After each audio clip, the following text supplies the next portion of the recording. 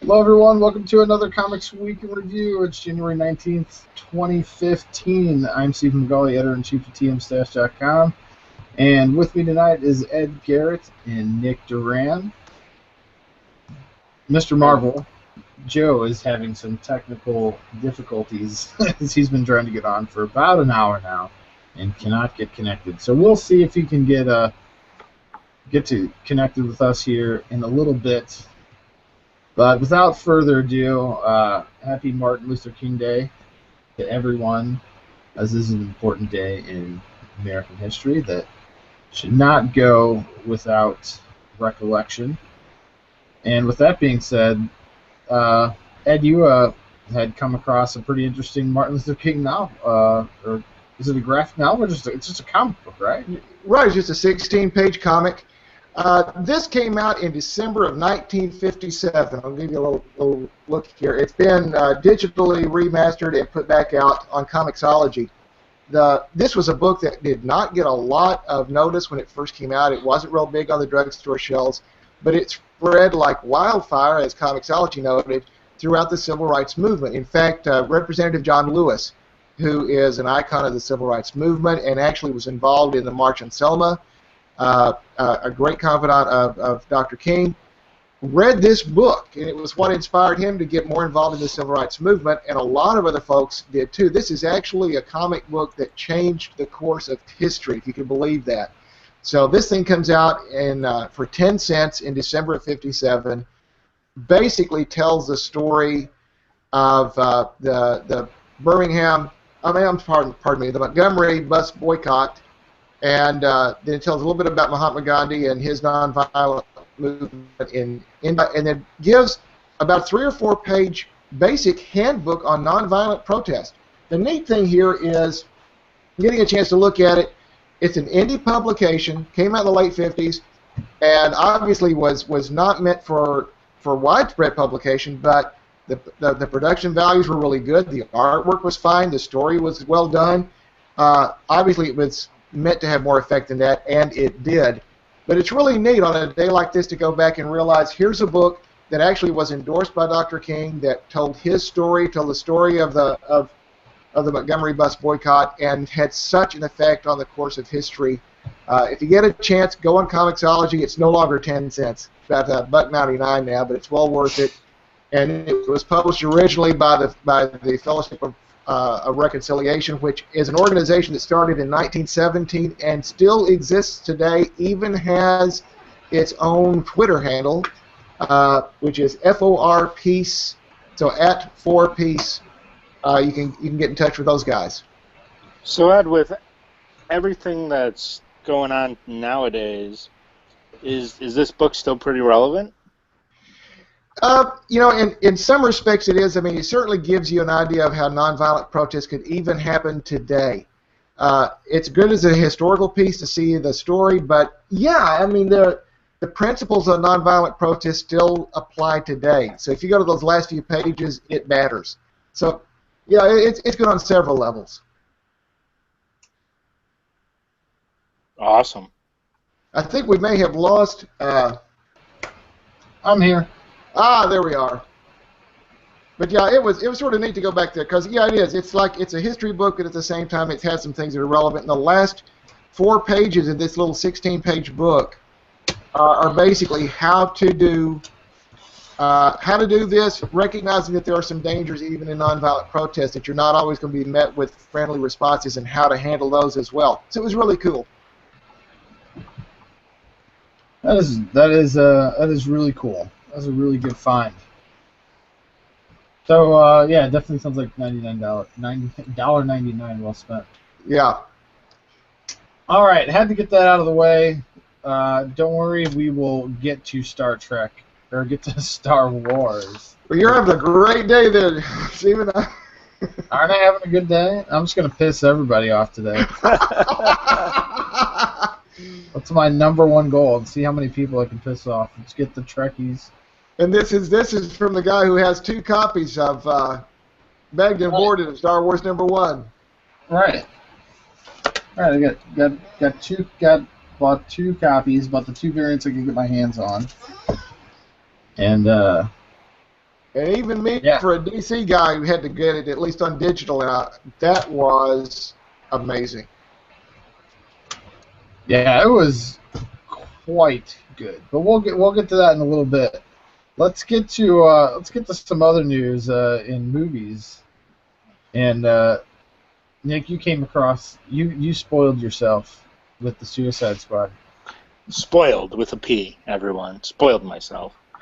Uh, so I think it is I was trying to quickly verify this. Is it the Latino news? And they're usually the first ones or the Latino Review. They're always usually a step ahead of everyone when it comes to comic movies. And today, but before I go on, they did say that Spider-Man was coming over to Marvel, and that turned out to be false. But they're saying now that... Not a good track record. Not a good track record in the last week. But they are saying that now they've leaked the parts of the plot to the Suicide Squad. And Suicide Squad, which we also found out this week, Tom Hardy, they didn't give anyone the scripts before they signed on. And after reading it, Tom Hardy didn't like the way his story went and didn't think he felt he took a back seat to the plot, apparently. So he stepped back, and now he stepped out of the project, and now Jake Gyllenhaal is rumored to be coming on. I don't know if that's ever been made official yet. But they've also, now we've leaked some of the plot, and I don't know, should I go ahead with some of that, Steven, or no? Go ahead. All right, spoiler alert. Spoilers ahead. I will wave my hand when I'm done. Fast forward a minute or two if you're listening on the podcast. But go ahead. All right. So it looks like it's going to revolve around the Joker. He's going to spend a lot of time in jail. And it looks like it's going to be kind of like they're saying a Silence of the Lambs kind of thing. The Joker will be there, but he really won't be in the action. He will be consulting on things, kind of like a Hannibal Lecter.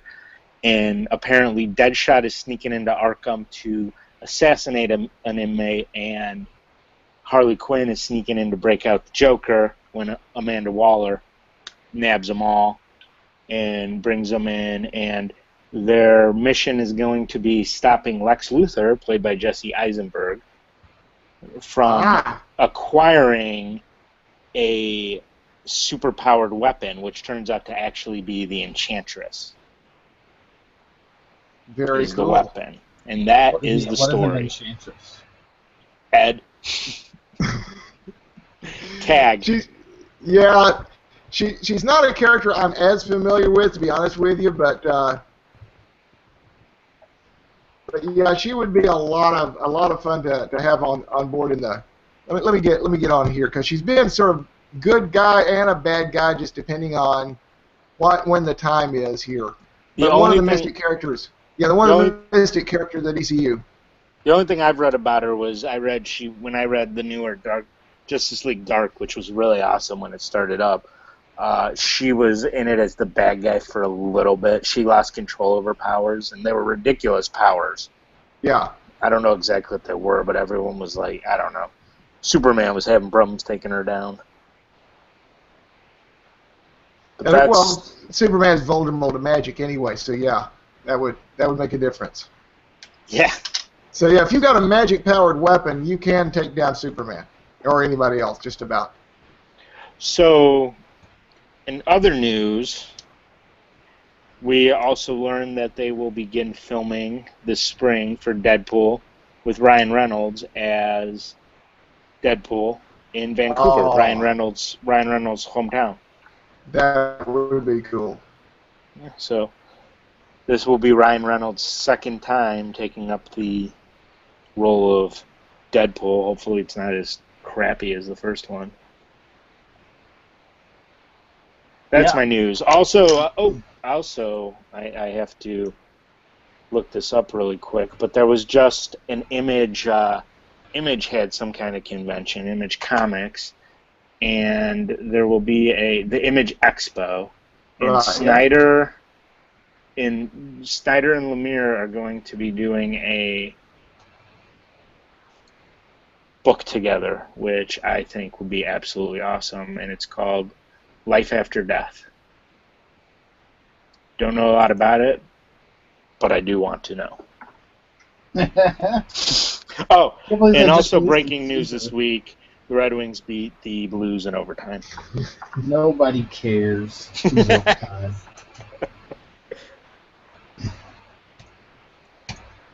So that's what I got.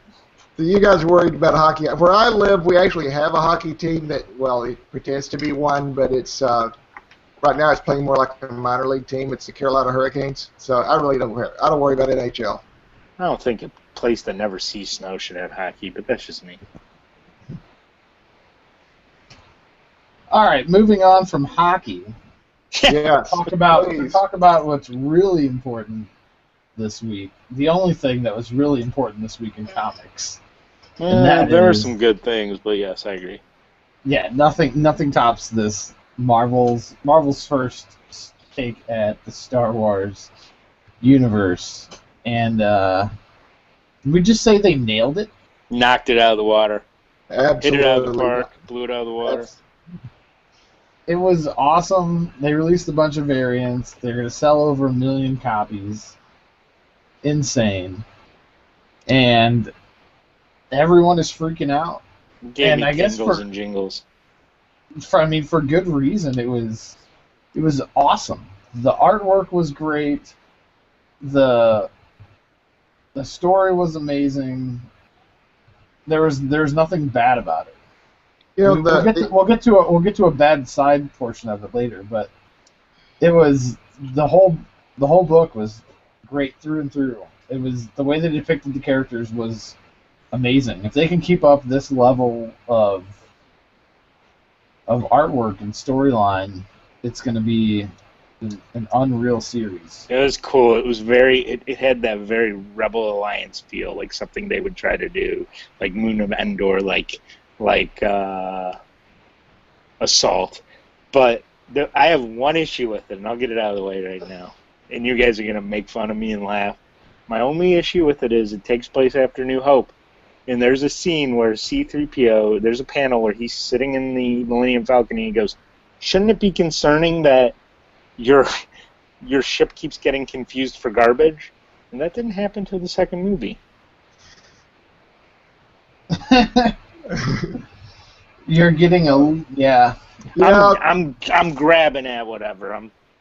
That's why I said it was difficult to understand exactly where they're at in the story for me. The thing that was neat for me is it does take a chance. When you're placing it in between two movies, you have placed a cap on the end of this story. You know that it's taking place between A New Hope and The Empire Strikes Back. So if you want it going at it with really quality storytelling, you can end your series very, very fast. But this one, they knocked it out of the park, but they left this thing wide open for a long run here before you ever get to the second movie. And I think that's pretty cool. The artwork, too, one of the toughest things, if you look at all the different books that do Buffy or Serenity or any of the books that go off of a movie or a TV show, it's really hard to get the artwork right, where the characters look enough like they did in the show or the movie to really get across and not have you jarred out of your suspension. I will say Serenity's artwork is pretty decent. Serenity's artwork is pretty good for the low-level book that it is. It's pretty good, but like this was like watching a movie. That's the point. And that's the point. I'm not trying to diss any of the other books, but they really nailed the characters here, and that was very impressive. Like Han Solo looks like Han Solo. That's it. It's unbelievable. There was something where Leia, I don't know if it was for the Leia preview, I know we'll talk about that later. There was a part where there was a Leia and you could only like see her outline of her face. It wasn't the first one, I think. Yep, it's page like 5 or 6, and you see Leia in her like bodyguard mask, so all you see is her eyes. And this artist nailed it. Like you can tell that was Leia, and all you can see is the outline of here to here. I mean, here's probably the picture of it all. It's like, Oh yeah. you have Han and Luke, and they're, I mean, it's incredible how well done this is. Now here's my question: can they sustain this, or is this a one-off thing because they had months to put this book together? No, when they plan something like this, and it's the same with like most storylines, they write out their stories in advance. So we'll at least have one really good arc. We'll see what happens when we get past the first arc. But they sure are looking good right now. Yeah, So- I'm really excited. This is going to be one of my favorite Would books this to get read. a 10 from you, Ed? Oh yeah. Yeah, without a doubt that would get a 10 from me. I would give it a 10. I feel like sometimes I'm a tougher critic than Ed. I'd give it a 10. Now, I think it's definitely a 10 book, not only because of the way it looks and how much they nailed. I mean, the storyline was great. I mean, the way the story was told, like the way the interactions between the characters, like Han was strong but flirty, but like had that sarcastic demeanor. I mean, every aspect of it through and through was great. We gotta see someone get a hand cut off. Classic Star Right. Wars, man. Classic Star Wars. So And we haven't even got so- to the fact that the cliffhanger was, oh shit. Yeah, right? Yeah. So, I mean, there's no spoilers here. If you're watching this, you've probably read the comics. If not, just go read it anyways. Even if we spoil it, you're going to want to read it. So, with the cliffhanger at the end, with them basically being trapped,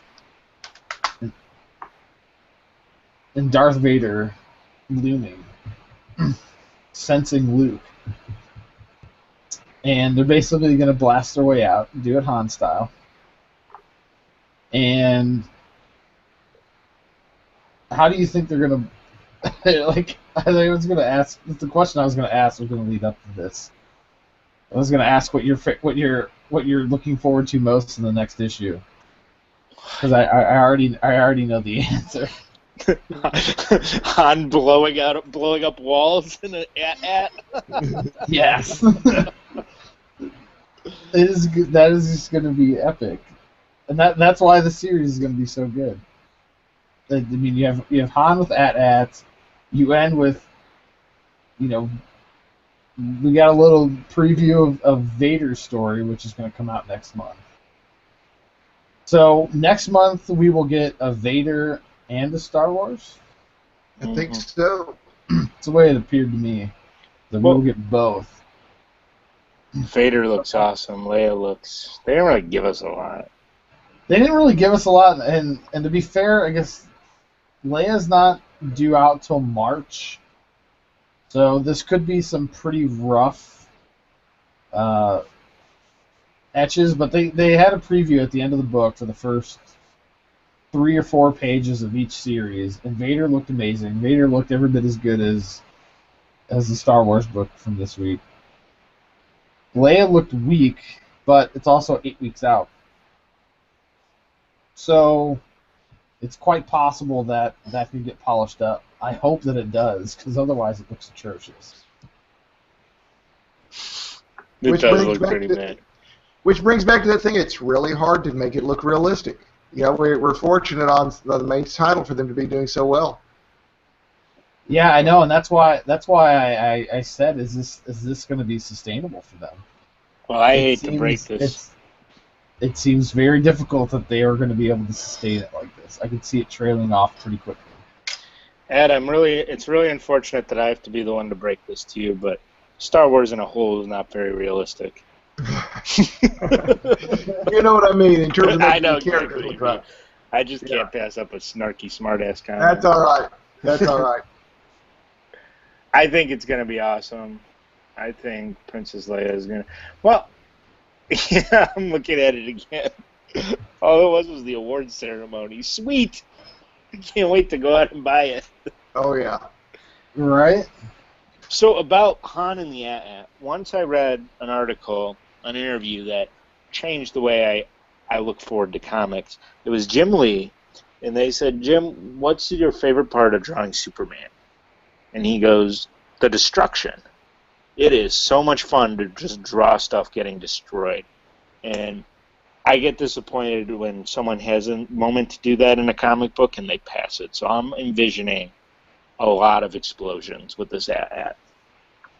Okay, so I kind of know the answer to this, but okay, here we have Leia in the AT-ATs in the Star Wars book. Okay, and here we have the preview to Princess Leia. That is not the same person. Why are we deviating in the art so much that this looks like a totally different person? They gotta give her a little sass. And then out of the way, world. I got my sassy pants on. Okay, so here's one. Okay, but that's only one issue. That's fine. She's slightly different. That's interesting. Right. Then we go to the first page of the book, and it's another Princess Leia. So there's 3 different. She kind of looks like Kim Kardashian. Yes, it is. What the hell is going on? Look at Han. Right? It looks like Han's stunt double. You guys love no. He looks like one of the guys from Monty Python. I'm trying to remember which one it is, but not Eric Idle, but Palin. It's like Marvel's just like, sorry guys, we ran out of money. Yeah. But that doesn't bother me as much because there's look at the Batgirl from Gail Simone versus the Batgirl now, or the She-Hulk from Charles Soule versus a different She-Hulk. That's one of the things I like about comic books is it is the artist touch. Batman would be so lame if we didn't have so many amazing Batman artists just changing them up a little bit. But I agree, it's different when you're trying to make it all look like Carrie Fisher. And that's the challenge. I'm not saying that necessarily has to look like Carrie Fisher, but your cover of the book is completely different than the person that is in the book. Yeah, that's not unusual though to have a different artist on the cover. I mean, that's probably where your problem is. There is that you've got 2 different artists going on it. It's just obnoxious when you're introducing a character story. That's true. You're interested. I mean, this isn't just like another Star Wars book. This is the Princess Leia book, and you're gonna have all these different variations of what Leia's gonna look like. Makes it tough. Well, there you go. That's why you have variants. I guess so. But I'm very skeptical of this Leia book now. But I'm still looking forward to Vader next month. So with that being said, Ed, what do we have? What do we have other going on this week in the Marvel world or the DC world? Since we talked about Marvel so much. We were just talking a bit pre-show that Batman Eternal this week really just had a couple of highlights. Spoiler, which I love what's going on with Spoiler whenever they have her in, and we finally see Bluebird in costume, taking on her new identity and sort of going into why it is that she's becoming Bluebird, her leaving last message just in case something happens to her issue of Batman Eternal. But it was really cool to have those 2 moments in Batman Eternal. World's End killed off the Earth 2 Superman again. He's been killed off about 47,500 times so far in Earth 2, and I'm sort of tired of sort of ready for him to be staying dead, which sounds terrible. But Future's End, we have the apparent death of 50 Sue, although I can hardly believe that she's going to be really dead. Yeah, she's like the most powerful person ever. I know. And it's really funny, when they first brought her in and named her 50 Sue, I thought, now that's the hokiest name I've ever seen. And I was determined not to like her, and she's grown on me. It's just, I'd like to see more from that character. And then Superman, Wonder Woman, they're showing more of the little frays at the edges of their relationship. They've got Magog reintroduced to the New 52, who first appeared back in Kingdom Come. And in this one, he's a little kid who has been nurtured by Circe into hating Superman and Wonder Woman, blaming them for his parents not being around, even though it wasn't really their fault, and transforms him into this magically powered creature who can take down both Superman and Wonder Woman. But you're seeing the sort of the dynamic between them changing because Superman doesn't kill and Wonder Woman's the god of war. So sooner or later it's going to change. Peter Tomasi's writing the book. I really like Charles Soule's writing better. It's not that I don't like Tomasi, but it is a change. It's a definite change. Really, my favorite DC moment for the week was over in Justice League United because I'm still fanboying out about the Legion being back. But just like everything else, DC gives you something and they take it away. So you bring in the Legion, but you destroy the 31st century, and they're here trying to save the 31st century. But we'll see. There's one more issue of them in Justice League United, and then we'll see if they let them hang around long enough to be a part of Convergence, which is really where everything DC's going right now. It's almost like we're on cruise control. I was just saying before the show, with a newscast, when you're running out, you're running short, and you want to stretch things after giving this thing behind the camera. And it's like there's someone in DC editorial looking at all the writers going, stretch it out a little bit more. We got Convergence coming. So we're sort of on cruise control across the DC lineup until we get Convergence in. Which is silly. Let's see what happens. It is. It's not that it's bad books, but it's not the level that we've come to expect from a lot of the books. And we'll have to see. We'd have some interesting stuff coming up in the next week, but I don't know how it's going to turn out. We'll see. If you want me to go, I'll go ahead and grab some of the next week stuff, and we'll see if we can go for it. Okay, Batman and Robin 38, where Damian now has superpowers. You have Batman, Superman, Supergirl in the Crucible getting her training. Wonder Woman, where they introduced Donna Troy last issue. That's going to continue. And then, of course, the weeklies, Batman Eternal, Future's End, and World's End. Over at Image, we've got Invincible coming out. A great all-ages book, Penny Dora and Wishing Box number 3. I've loved every bit of that. Rise of the Magi and The Wicked and the Divine are out. Dynamite, Red Sonja 14. Now, Gail Simone will be out after issue 18. So if you want to read Gail Simone, it makes me sad too. But her original deal was not to even be on this long. She agreed to extend her run. So if you want to catch her run on Red Sonja, which is absolutely awesome, be grabbing it now. Red Sonja Black Tower, which is a separate series written by someone else, is ending after issue 4, which it was meant to be a miniseries. Vampirella Theory Tales number 4 is out. It's a really neat anthology. You has something called Creeple People number 1. There it is. You like me giving those names. Indestructible number 10. Now, I have loved Indestructible. Just put a little ad out for this. This comes from Darby Transit, New Doberman. Not the same writing crew, but the same imprint. This is about a guy who lives in a world where there's some shenanigan superheroes, and one day he's been dumped. He winds up falling into where there's a robbery going on, and someone tries to shoot him, and the bullet hits the metal flask that holds his booze that's in his coat. So he doesn't die. The flask takes it for him, but everyone thinks he has superpowers and that he was invulnerable, and that's what saved him. And he decides to go with it. He gets known on social media. He gets real famous, and then he's in this, what do you do? Like he keeps getting into these dangerous situations and somehow coming out of them, which probably should kill him but doesn't. So it's a great comedy series. I love every bit of it. Of course, you want another strange title? Zombies versus Robots, number 1, coming from IDW. Boom. That's pretty much standard these days, though. Yeah, number 1. Lumberjanes, number 10, which is a great tweens series. In fact, it's one of the best out there. Sons of Anarchy comes out. Titan has 2 different Doctor Who books coming out. The 11th Doctor, issue 7, and the 12th Doctor, issue 4. Valiant has Ivar Time Walker, number 1. If you read Valiant, you know that there's Armstrong from Archer and Armstrong, who is one of the Anipata brothers who is immortal. You know that the Eternal Warrior is also from that same family. Well, there's a third brother who can go through time named Ivar. This follows him. And then The Valiant, number 2, comes out. And then Action Lab Danger Zone has issue number 6 of Zombie Trap, which is a true guilty pleasure and a favorite of a whole bunch of the review crew here. But that one, the latest from JD, comes out this Wednesday.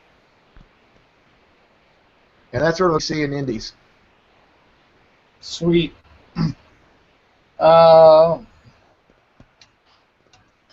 Nick, you gonna take over the Marvel stuff here for Joey. Joe? I know you. And I'll try to look up the Marvel coming out this week here. Yeah, so. I got those pulled up too, Ed. Oh, good. Go ahead then. Okay, since Joey Marvel can't be on right now, we're gonna make that stick. I like So this that. week I read some stuff, probably stuff Joe didn't read. That's usually why I thought all new Captain America. It was the 3rd issue of Sam Wilson as Captain America. It was pretty good. He fought Red Skull's daughter, which I don't even know where she came from. Like, the last issue they were talking about the big bad, and then all of a sudden it's Red Skull's daughter, like we knew she was around.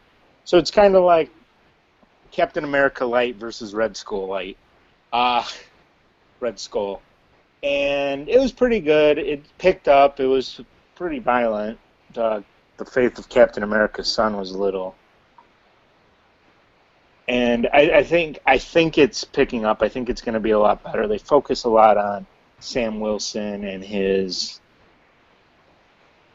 trying to do the right thing and always doing the right thing and have I always done the right thing. And it's Rick Remender, so always going to get a solid story there. I read Cyclops number 9. Cyclops from the all-new X-Men from the past. He's out in space with his dad. Yeah, how was that? I haven't read the last couple of issues. I'm kind of behind, but that was a good series starting off. Yeah, it's pretty cool. He's becoming a space pirate. He's learning it. But last we saw an old nemesis of Scott's dad took their ship down, exiled the crew, and arrested Kozar, I think is Scott Summers' dad, Kozar, and put him in a cell, took and capture. But Cyclops is convinced them that he was just a new crew member and has no really relationship or loyalty to them. So that was pretty cool. This one kind of Cyclops starting to like his new crew for the most part, a lot of them, minus like the captain and the first mate, but everyone else he's starting to get along with well, especially the captain's daughter, and you know what I'm saying, right? So this is kind of everything's going to come to a head in this issue with Scott's relationship, and he's going to be forced to make a choice for Dad. Silver Surfer number 8. I've been digging Silver Surfer. It's kind of funky, groovy, a little trippy. It was a good issue. He's been with this human traveling around the galaxy, Don Greenwood, and something finally happened to make her question him, because of course everyone knows the Silver Surfer had a life before being the hero, where he was the herald for Galactus, and millions of people have actually died because of the Silver Surfer, and you forget that. And this kind of brings it back in the humanity of you were a monster. I know it wasn't your choice, but what did you do? Spider-Verse 2, collection of all the Spider-Mans. We got to see punk rock Spidey, which was pretty damn awesome. He took people down with a guitar. It's just a collection of all these different Spider-Men from different universes, different realities, different multiverses.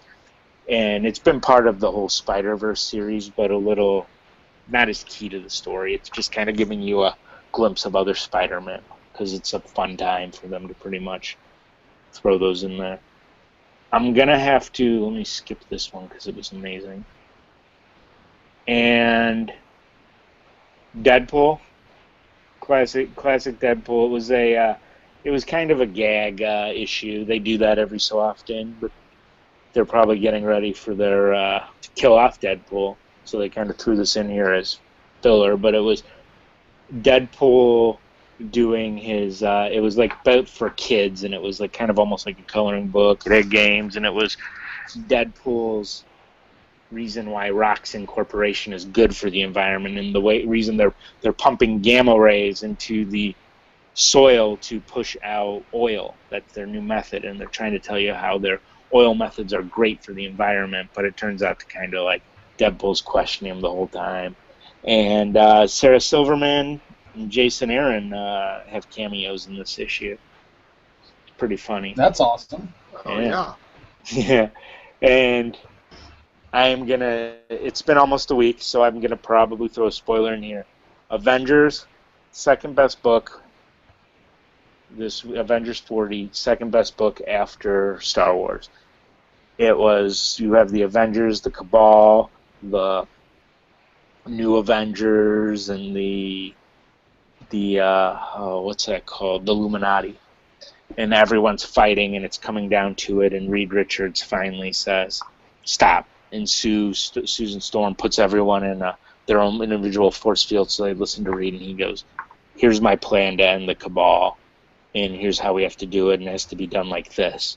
Well, it also has flashbacks to why Black Panther hates him, and Neymar have been going at it for a while. Their two countries are at war, and he's promised him that he would get revenge for all the people he killed. They keep kind of flashing back to that and talking about what they're going to do to take the Cabal, and flashing back, and present flashback. And Neymar has to do something big to kind of trap the Cabal, and then they were going to blow him up. And everyone goes, okay, he's doing it. Wait, where's T'Challa? Where's the Black Panther? And then you see him on this in this location that Neymar is, and he stabs him in the heart with so he goes, I promised you that I'd put this knife, and he stabbed him in the heart, and he goes, you really think this will kill me? And Black Bolt appeared and spoke, and when Black Bolt speaks, he can't handle it, so he sends him down, and basically Black Bolt and Black Panther killed Neymar. I know I really just geeked out there, but it was like... That's a big Sounds deal, awesome. though. Yeah, so it was T'Challa showing that he's a bad, bad man. And that is Marvel in a nutshell. I don't worry, anyone who's still watching at this point, Joe will be back next time to do a better job. A couple other books really quick that I really dug. Copperhead, number 5, story arc came to an end. It's an amazing series. Everyone should read this. If you like sci-fi, Copperhead's where it's at. If you like westerns, Copperhead's where it's at. Rat Queens did a special, and right now they're in between artists. They have a new artist for next week or next month, but they had a guest artist, and they did a side story about just a character that was just kind of there. She wasn't a big deal. It was this ogre named Braga, and it does a story of her life, her origin story, and she was actually a prince. So it was a transgender story, and it was well done. They're not going to have to apologize to the transgender community like other creative teams did. And That's good. It kept even though it didn't have the 4 rat queens in it, it followed kind of the same style, the same laughs, the same frolic story. It was pretty cool. And and then we had Walking Dead 136. Did you read that, Steven? Nope. No, I've been way behind on Walking Dead. I've So we had a lot of interest, actually. We had a Rick sighting, but it's mostly about Carl, and they're building up Carl. And it was pretty good. It was better than it's been. It was still a setup, and I always wanted to write Kirkman and be like, dude, you spent half the time writing setup. Didn't give us some more action. But I'll end up on the letter hacks, and he'll make me look like an idiot. And that's... I finally read the letter hacks, because I finished the story, and I go, I enjoyed that. I want a little more, so I'm going to read the letter hack. Shit's hilarious. Like, Yeah. it is good stuff. Oh, It's now sometimes the most entertaining part of the book. oh yeah, they make fun of everyone. That's why I don't want to do it. So there is what is there's like what's the indie ad? Reaper? Something Reaper? Mm, Oh, Visual Squad? Well, anyways, the artist and writer of that, Stepan Sejic, I can't really pronounce his name. He is the new artist on Rat Queens. I googled that. I was waiting. Yeah, he's done some other books. I'm trying to remember which books I've seen of his work, but he's a good artist. That'll be a good deal. Yeah, and he all right. fits. He really fits the style that Rock Church had. I really wish I knew. He did Witchblade, and he's doing what's the name of that? Come on, man. Yeah, he's done some other stuff lately because that's not where I've seen him, but.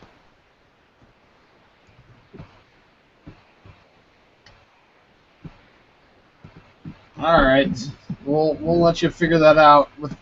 I'm gonna go over what's coming out next week with Marvel. Do you want? While Nick gathers thoughts. Oh, you got that. I got all new that X too. Factor. All new X Factor. X-Men 35. Amazing Spider-Man 13. Amazing Spider-Man 13 is gonna continue the Deadpool, Spider-Verse.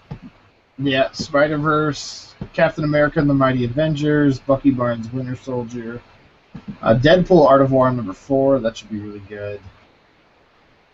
Fantastic Four, 23. Guardians of the Galaxy 23. That is going to be, I'm looking forward to that. Loki, Agent of Asgard 10. Legendary Star-Lord 8. Magneto 14. Rocket Raccoon. Scarlet Spiders. Spider-Woman number 3. Superior Iron Man. Spider-Woman. Ooh, Spider-Woman. Iron Man, Wolverine. Yeah. Yeah, so I think I'm looking forward to Amazing Spider-Man, Spider-Woman, and probably I've been digging Black Widow. Those are going to be big ones. You gonna read Guardians? I'm going to read Guardians. The Legendary Star-Lord's building up to that new story arc. I could answer that if I was Joe. I could tell you what that story arc was. I'm a poor made in Japan version of Joe. Yeah, so am I. Man's on top of the stuff. He really is. Due to technical difficulties, I'm sorry I couldn't be with this. But that's why he's Joey Marvel. We're Joey Marvel, and he will be back. We're gonna set up a Kickstarter to get him a better computer. If anyone wants to donate. Right. We just we need to think about doing Patreon. I thought about that. So we'll see. We'll see if we choose to do that. See if people want to actually help us out. So with that being said, that pretty much wraps it up. We could do our picks of the week, but I think all of our picks of the week will be the same. So just go make sure you read Star Wars. End of story. That is it. I'm not going to do a skip of the week because Star Wars. Superman, Wonder Woman. Oh, sorry, Steven. There you go. I was going to say Earth 2 Worlds End, but that's okay. Yeah, we won't say there you have it. There's your little skips. All right, for more of the latest news and what's happening in comic books, please go to tmstash.com. Email us, findingstash@gmail.com. For all of your questions, gripes, anything you want to say, we will get it on the show. We'll get your questions answered. I'm Steve McGauley. And for Nick and Ed, thanks so much, guys. Go Red Wings. And let's go Blues. Everybody, have a good night. Keep reading the stash.